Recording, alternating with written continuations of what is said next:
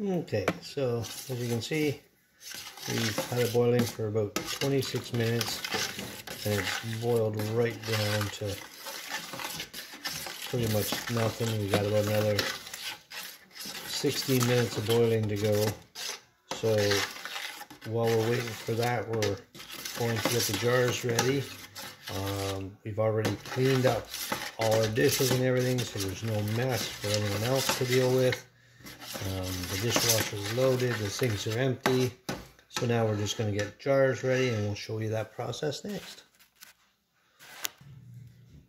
So I'm going to do my best to stay out of the way here. It's a little tough to stay out of the way because I'm big. So what we need is a pair of these, and we use it to grab the jars, because the jars, as you recall, were in boiling hot water. So basically we just empty the water as we go, and we place them over here. So they're ready for when we need them. So again, you put them at the start, just so we're not running around at the end trying to get everything boiled and ready. Kind of key is you boil them for 10 minutes. That's how we sterilize. Then once I've sterilized this one earlier already. So once everything's sterilized and ready to go,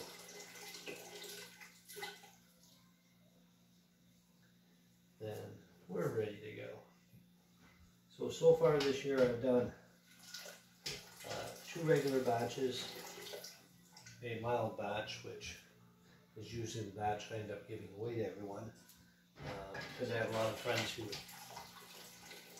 don't like it spicy. So we send out jars to them. I typically don't give my recipe away, because then there's no value in it after everyone else can make it. And I just like making it and keeping it a secret and being nice and showing up at people's houses with salsa that they're not expecting and don't know how to make. So that's the basics. Now you gotta get the lids out. Again, I use the same tool usually to get lids out, because they're pretty easy to get out. And just do that with them. And lids are going to be on the outside, so again, we still like to make sure they're sterile when they start off, because typically some of this stays stored for 6 to 8 months.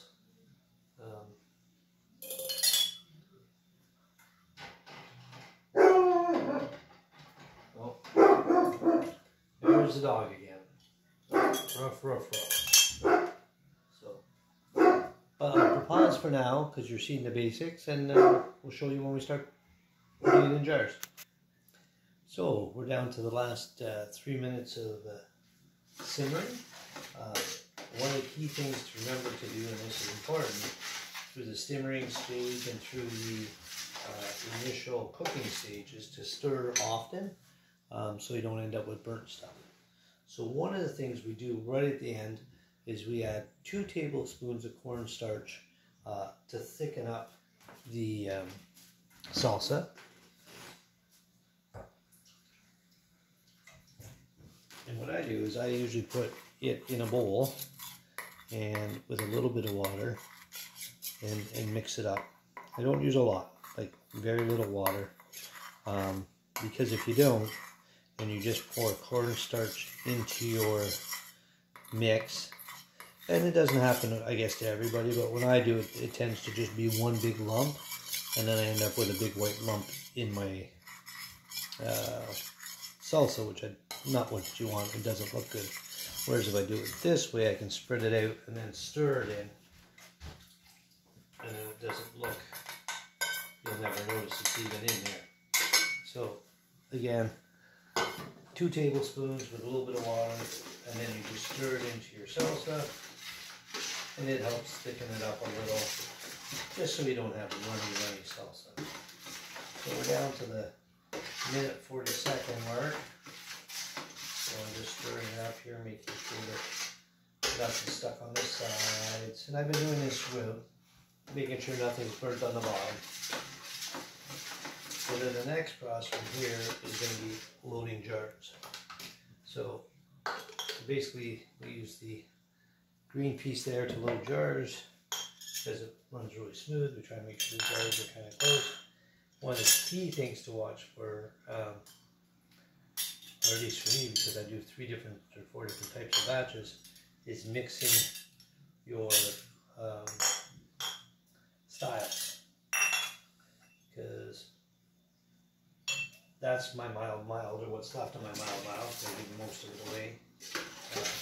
This is our regular salsa, and this will be pretty close to regular. I think it might be just a smidgen hotter or spicier. I don't think so, but we'll see what happens. We'll check with our taste tester afterwards. My wife, and she'll let us know if it's any spicier than anything else we've done this weekend. And again, we'd like to keep track of that, not necessarily for us, but for people we give it to and enjoy it. So basically, I just use a ladle scoop. Timer's going to go off in 10 seconds. And again, it's not making a huge difference at this time how long we let it go for. I'm just trying to make sure that I'm kind of consistent so that every batch is roughly the same. So basically we just do that, and we load it in our jars. So it should, like I said, usually takes 2.5 scoops. Looks like we're going to be 3 on this one. So we're probably running a little, not quite as thick as some of the other ones I've made. So it's taking a little bit more to fill the jars, which isn't really loading well for me, because it means it's going to be less jars than previous, which what I try and do is figure out, see, that one was 2.5. So this first one I did was a lot more just juice. So what I try and figure out is how much I spend, which I spent $85 is what I've spent to make this salsa. So out of that salsa, I want to end up with roughly $85 to $90 worth of jars left after I've given them away, so that I kind of come out ahead. And how I figure it out is each big jar I do is $5, because roughly that's what it's going to cost to go buy a jar at the grocery store.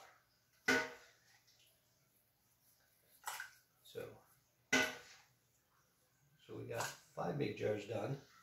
So we're at 5, 10, 15, 20, 25, 30, 35, 40, 45, 50, 55, 60, 65, 70, 75, 80, 85, 90, 95. So if I get one more jar done, which looks like we will,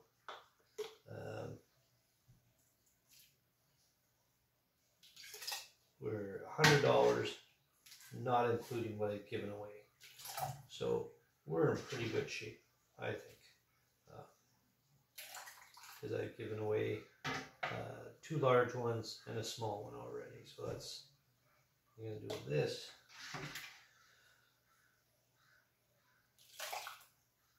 Just take just a little bit there. And 1 scoop. I'm going to try and do this little bit here and not get it all over me. But I doubt that's going to happen.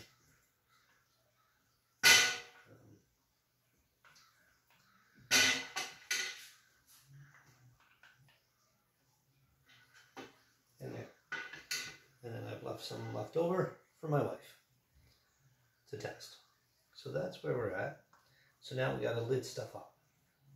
So this is dirty, so put that in the sink. I got this lid all ready, so I'm just going to put him on as tight as I can, but I put him on crooked, I think. Yes, I did. There we go. Nice and straight. He's on straight. Now, I don't know if anyone noticed I had this tool sitting here. Why do I have this tool? Well, what happens is all your lids end up at the bottom of this cauldron, and this is great for scooping them out because you do not want to put your hands in the hot water. You will burn yourself immensely. And I don't know about you, but I do not like to burn myself.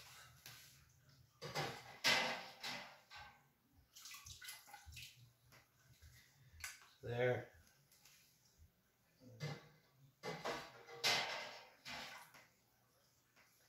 Nice lid.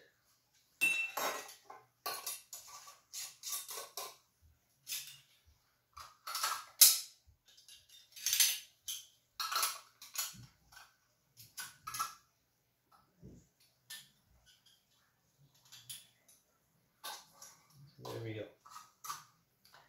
So basically, jars are hot, so you gotta be careful.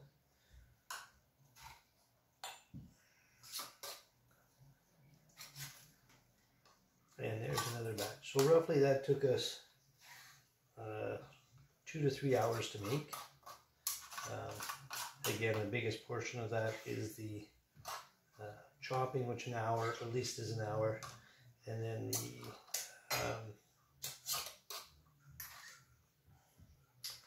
the 40 minutes in here.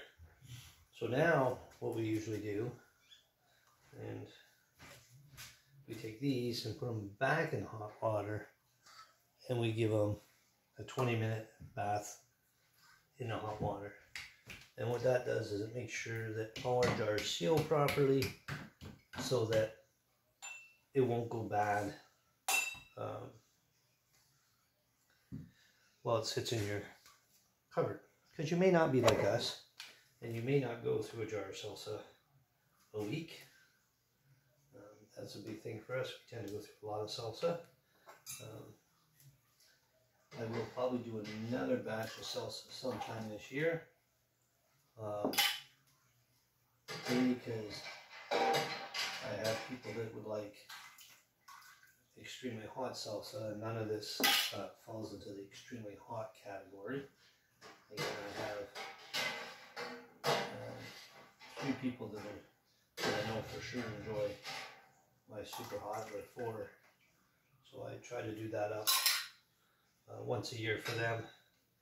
And again, I give away a jar or 2. Last year, most of our hot salsa ended up with my daughter and her friends in Ottawa because they are fans of the hot salsa. Again, my wife enjoys it to a point, but the hot stuff I make is not as appealing to her.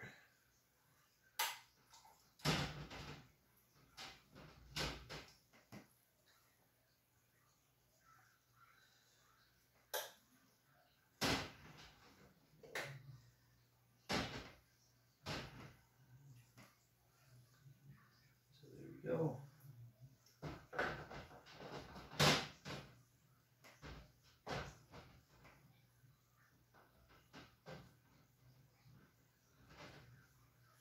And our biggest concern about this part is losing a jar to having it explode. Now it does happen occasionally, but not often. So leftover lids, yay. 1 jar left over, not too bad. And a pile of salsa left over for my wife so she can test it. As like most of my daughters, as for my daughters and my wife, they always like warm salsa. They like it right when I make it.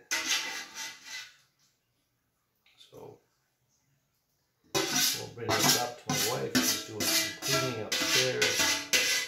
We'll make an effort.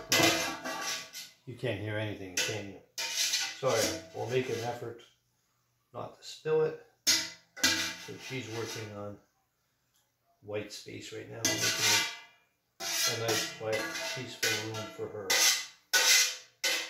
to sit and relax in our house.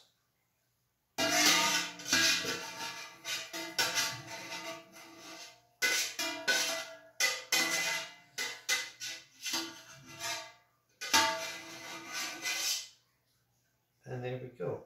That's not every last drop, as you can see, but again, it's most of it.